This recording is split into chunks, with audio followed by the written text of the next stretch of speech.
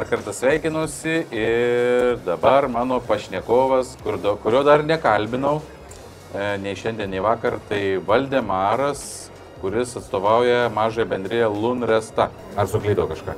Ne, nesuklydau. Labą dieną visiems, labas Mindaugai, ačiū už pokalbį. Dar nekalbėjau. Manau, bus prasmingas. Dar nedėkok, palauk dar. Labai tikslingas. Gerai, tai ką mes šiandien kalbėsim? Mes šiandien pabandysim išsiaiškinti, kas yra statybos valdymo paslauga, kas toks dalykas, nes šiaip pati kaip paslauga yra pakankamai nauja, jinai vis tik labiau dominuojanti šiai dienai yra vakarų, ne vakarų, o Vilniaus regione. Į Klaipėdą jinai dar, tik sakyčiau, taip žengia, bet jau atsiranda tų žmonių, kurie nenori vargti su statyba, bet nori turėti kokybišką namą arba statinį, nebūtinai namą. Tai gal pirmiausiai pabandyk, Valdemarai, kažkaip trumpai apibūdinti, kokiems statiniams statyti vis tik reikėtų tave samdyti. Kokio dydžio galbūt ar paskirties, kaip tau atrodo? Gal iš esmės ne vien ir dydis ir paskirtis gal dominuoja, o paties užsakovo apsisprendimas, ar jisai turi galimybės ir kompetenciją šitos dalykus visus įgyvendinti. Ta prasme, ar jis ką nors supranta? Taip, būtent. Gal esminis ir būna. Pirminis, kad jisai pradeda ieškoti, kas man gali tą procesą padėti gyvendinti. Ir tada yra arba visuomeniai labai gerai žinomi apie rangovus, tai kad yra sekantis žingsnis, kad jie tą gali padėti, bet mūsų rinkoje, Lietuvoje iš tikrųjų, tai yra apie valdybų valdytojai žino tik tais didelės įmonės, kuris valdo labai didelį sumą. O dėl to mes čia ir kalbam. Nu, žinai, Valdemarai, Lietuva, kadangi yra statybininkų ir trenerių kraštas, tai nėra tokių Lietuvoje žmonių, kurie nieko nesupranta apie statybą. Nu, čia taip yra. Vienreikšmiškai, labai dažnų yra išsireiškimų būtent tokių. Aš vėlgi turiu tokį pavyzdį, kadangi ne vieną jau ir klientą tokį turėjau. Programuotojas, įmama, ar ne? Programuotojas turi pakankamai pinigų, bet, pavyzdžiui, man asmeniškai labai dažnai žmonės sako, kaip man rasti tokį žmogų, kuris man galėtų padėti, nes aš nenoriu mokyti statybų. Kol statysiu, aš nenoriu mokyti statybų procesų, sakykime, suprasti juos. Nes tam, kad juos perprastum, tu turi pastatyti mažiausiai vieną pastatą. Tai jeigu žmogus pirmą kartą stato, tai jis nieko nesupranta, jeigu jis yra programuotojas. Tai jam reikia žmogaus, kurisai pagelbėtų jam susivokti, ar ne, ką reikia, nuo ko pradėti, kada sustoti, kiek tai kainuos ir taip toliau. Tai ką daro valdytojas, statybos valdytojas, kas jis toks yra? Jeigu taip žemiškai pasakius, tai sakyčiau, kad statybų valdytojas tai yra tiesiogiai dirigentas. Jeigu taip šnekant visam statybų procese, tai jisai yra tiesioginis užsakovo atstovas, kuris padeda visą proceso eigą koordinuoti, padeda analizuoti pačio projekto apimtį, apie jo sprendinius ir lygiai taip pat taupydamas užsakovo pinigus, konkursuoja. Mes prieisim. Jo, visais šitais dalykais, bet iš esmės tai yra paslauga užsakovui ir labai gerai segmentą, kaip ir sakau, tas segmentas, kur sakai IT skyrius, tai jie niekados negalvoja apie savyklą, apie ūkinę dalį, kad jie gali pasistatyti ir jie remiasi tokiais statybų valdytojais. Taip, gerai, tada kompromituojantį klausimą užduosiu. Kuom valdymo paslauga skiriasi nuo techninės priežiūros paslaugos? Ar nesiskiria? Ne, skiriasi. Techninė priežiūra iš esmės yra visų procesų, kaip čia sakau, įforminimas dokumentaliai ir, kaip sakau, tinkamų patikrinimas. Tinkamų sprendinių arba darbų priėmimas. Statybų valdymas yra, kur statybų valdytojas tik gaudamas projektą arba užsakovas jį samdant, jisai pasitelkia visus dokumentus, kuriuos turi, įkelia info statybą, užregistruoja statybų pradžią, koordinuoja ir suranda rangovą, visus subrangovus ir kiekvienam etape atstovui, kaip sakau, patikė visą informaciją apie visą proceso eigą. Gerai, ar aš teisingai supratau? Tai tarkim, jeigu aš esu programuotojas, moku gerai programuoti, bet nieko nesuprantu statyboje ir noriu rezultato pastatyto pastato. Tai ar yra taip, kad aš susitinku su Valdemaru ir sakau, Ką aš turėčiau tau sakyti dabar? Nu, ta prasme, aš net nežinau, nuo ko pradėti. Kaip elgtis man, ar rinktis rangovą? Nu gerai, o aš esu dar toj stadijoje, kai dar net projektų neturiu. Mes jau galime tave kreiptis ar ne? Dažnu atveju užsakovas manęs ir neranda, jeigu nenueina iki kaip manęs, samatininko arba architekto, nes ta paslauga yra viešai tikrai, dar nėra išplėtota. Tai tada turim jau projektą pasirengę, dabar ką tu su tuo projektu gali gero nuveikti? Ar gali ką nors jau su projektu nuveikti gero? Žinoma, galiu. Ta prasme, iš principo aš analizę pačio projekto atlieku, lygiai taip pat samatos tavo parašos. Gal ir ne mano. Gerai, daleiskim kitų. Pertikrinu visą žiniaraštį ir kadangi statybų valdytojas gerai supranta techninę pusę, tai visą žiniaraštį lygiai taip pat dar išpildome ir tada tik pasidaliname su rangovais. Aha, gerai, tada kitaip paklausiu. Ar tu gali jau padėti sutaupyti žmogui vien tik pamatęs projektą, nepamatęs, išanalizavęs projektą? Ar būna taip, kad tu gali pakeisti sprendinius, pasiūlyti pakeisti sprendinius, kurie yra neekonomiški?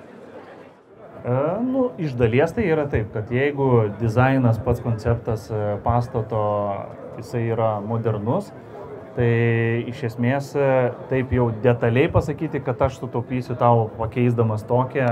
Bet būna tokiu atveju, žinau, kad būna, tu man pats pasakoji. Taip, bet iš esmės buvo gal labiau ne pačio pastato infrastruktūra, ne pačio išvaizda, o techninius dalykus, kurie... Mes ne apie išvaizdą ir kalbam, apie statinį apskritai. Taip, ta prasme, tai statybų eigoje, statybų valdytojas vienareikšmiškai taupo, nes būna tokių situacijų, kad užsakovui, architektas pateikė užsakovui sprendinius ir užsakovas nesupranta, daleisk mane to srityje, jisai priema taip, kaip yra architekto.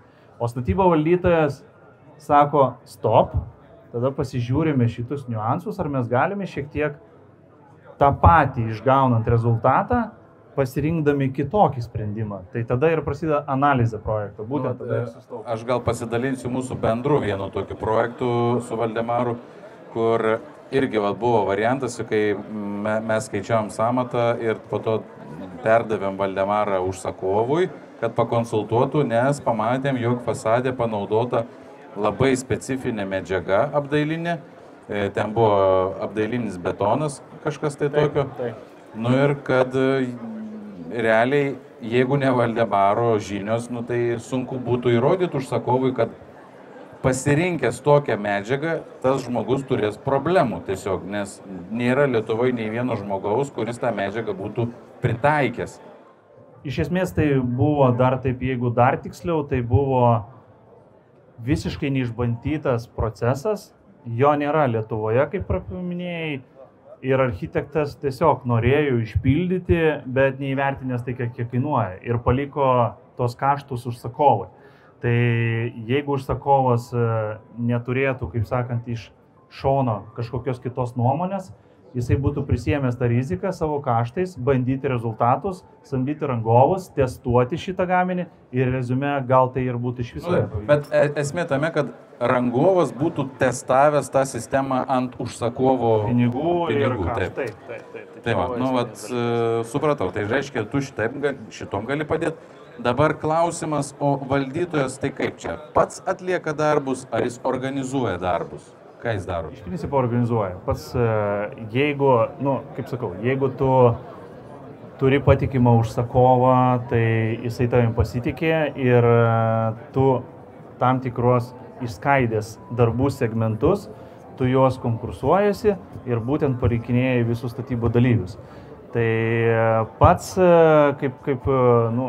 statybų valdytojas pats neatlieka fiziškai tų darbų, jisai tik koordinuoja ir organizuoja. Gerai, tada vėl grįžtam šiek tiek į pradžią. Tai kaip dabar man, būnant programuotojų, tarkim, kaip man suprast, kiek man kainuos tas pastatas? Kada man suprast? Kada aš suprasiu, kiek jisai man kainuos? Iš esmės tai yra, kaip ir jeigu projektas jau yra, tai mes vienareikšmiškai kaip statybų valdytojai visą laiką kreipiamės į nepriklausomus ekspertus, kaip ir pats Mindaugai lygiai taip pat. Bet, žodžiu, jūs pateikėt skaičiavimą vis tiek, ar ne? Duodat užsakovui, kad Žiūrėk, lubos arba, kaip sakai, tos žirklės, maždaug plius minus. Kad orientuotis, ar ne, į kokią kainą mes taikysim. O gerai, o tai ar būna taip, kad jūs stengiatės sutaupyti užsakovui pinigus? Ar čia kitaip ir negali būti, nes tada tu negali vadintis, kad tu esi užsakovo atstovas. Nes buvo viename, jeigu kaip pavyzdį objekte, lygiai taip pat su Klaipėdos energija šiek tiek susidūrėm su tokia situacija, kur jeigu ne statybų valdytojas ir ne vizitai į Klaipėdos energiją su administracija, komunikacijos, jeigu nebūtų buvę, tai užsakovas būtų savo reikmėm prisijėmęs visos šiluminės trasos įdėgymą į tą būtent sklypo teritoriją, tai yra nežmoniškai, apie 50-60 tūkstančių eurų su tais vadinamais techniniais tuneliais, kur turėjo būti visa magistralė. Tai ta komunikacija išėjo tai, kad visi dažni vizitai ir supraskite, kad mes kūrime miesto infrastruktūrą, būkit geri, prisimkite ir savo iniciatyvą, kaštą. Tai vienu žodžiu, vienu metu per 2 mėnesius 50 tūkstančių buvo sutaupyta. Tai tiesiog tokie momentai, jie vyksta labai dažnai, ypač medžiagų parinkime visuose skirtingose darbų segmentuose, tai tikrai. Gerai, tada kitas klausimas, važiuojame jau biškį procesą, pradėjom statyti. Dabar kaip vyksta pats medžiagų įsigijimo, darbų įsigijimo procesas? Nes kadangi patys darbų neatliekat, organizuojat procesus, organizuojat darbą, kaip užsakovų žinot, kad jūs neužsidedat? Iš esmės, statybos valdytojas apskritai yra tas, kuris samdo statybos dalyvius su medžiagomis. Jeigu taip visiškai teisingai kalbant ir neturint to apibrėžimo ūkio būdu. Kad suderinat kažkaip su užsakovu?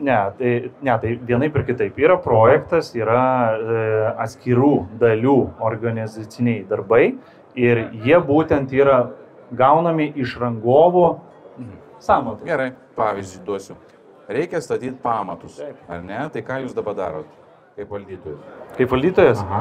Techninio projekto arba darbo projekto apimti su žiniaraščius projekto, lygiai taip pat analizuojame, ar tikrai toje apimtyje visoje pilnoje detaliai yra visi papunkčiui išvardyti darbai ir tada siunčiame rangovų. Čia dokumentinė dalis, bet jūs ieškot rangovų. Taip, mes ieškom. Jūs ieškot, gerai.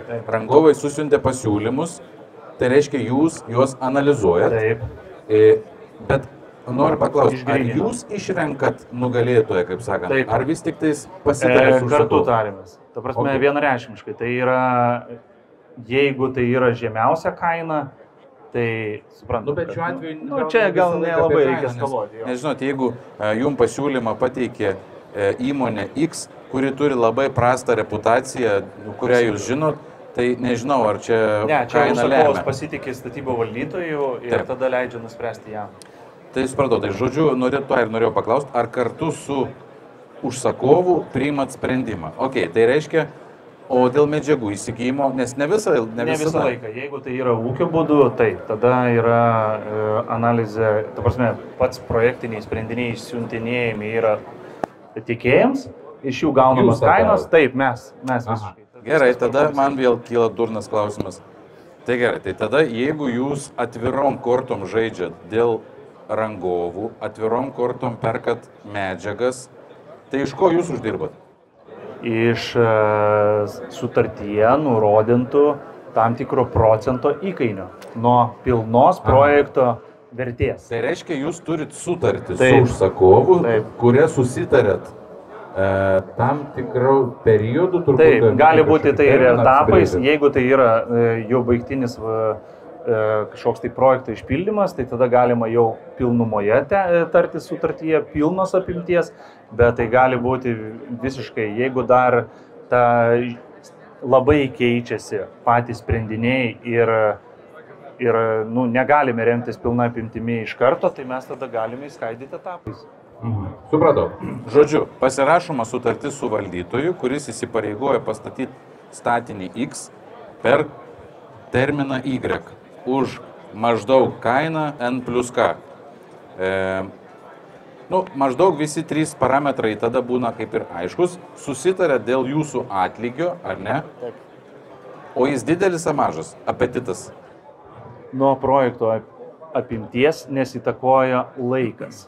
Jeigu tai yra mažas projektas ir matoma, kad tai galima įgyvendinti nuo 6 mėnesių iki pagal metų, jo, iš dalies tai yra tikrai. Jeigu tai yra didelės apimties projektas, nuo to priklauso labai ir kaina. Tai jeigu 2 mėnesiam, 2 metam, 3 metam, 4 metam. Supratau. Nu, aišku, gal čia kainą sunku bus man ištraukti iš paties, bet aš gal paklausiu kitaip. Ar užsakovui investicija į valdymo paslaugą atsiperka per tai, ką jūs galite jam sutaupyti? Iš esmės tai mes nepasidarė tiek vieno kažkokio tai metodo, kuris buvo brangesnis ir nepasidarėm kito metodo, kuris yra pigesnis. Mes nežinom, ne? Tai iš esmės yra 2 kriterijai. Tai užsakovas, kuris galvoja apie tai, kad jisai niekada nesuprato apie tą statybą, jisai jau yra išlošęs. Tai yra ne piniginė prasme, o kaip sakant, ta, kuri yra visiškai jau finansiškai.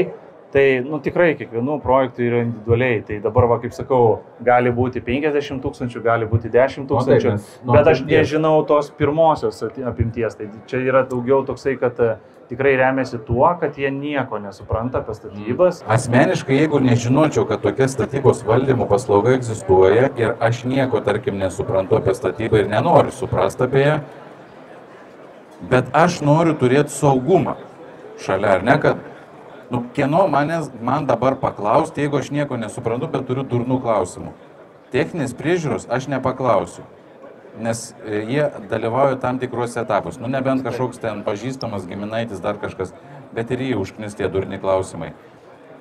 Tai statybų valdymo paslauga yra vis tik tas tokia, sakyčiau, išeitis, kai tu tiesiog perduodi visą atsakomybę kitam žmogui, kuris yra kaip tavo antrininkas, tik tai su kompetencijom toj srity. Jo, jeigu taip dar trumpai, techninė priežiūra yra, kur įsilieja tam tikrose etapuose. Taip, periodiškai. Statybo valdytojas yra tas, kuris komunikuoja su architektais, su visais statybo dalyviais, visiškai nuo pat pradžių iki pat galo. Tai jisai visas detalės stebi, viską sprendžia, visus, kaip sakau, sprendinius, netgi techninius keičia. Arba... Tai jūs daro tai, ką turėtų daryti užsakovas, tik tai dar jis nežino, ką jis tą turi daryti. O jūs jau esat 100 kartų darę, tai galite žymiai viską greičiau ir paprasčiau ir turbūt sutaupyti laiko, į nervą, į pinigų. Taip, žinoma, aišku, pačioj pradžioje užsakovom visą laiką, tai jisai turi, kaip sakau, pasitikėjimą gauti, bet iš dalies tai yra ši paslauga šiai dienai tik rekomendacijom einant, nes iš dalies tai yra... Iš lūpų į lūpas. Jo, nes dideli projektai taip, valstybiniai projektai taip, bet individualūs namukai arba ten tam tikras ūkio būdų segmentas, tai jisai yra tikrai dar neišplėtotas. Ačiū labai, kad klausėte. Tikiuosi daugiau sužinoti apie statybos valdymo paslaugą.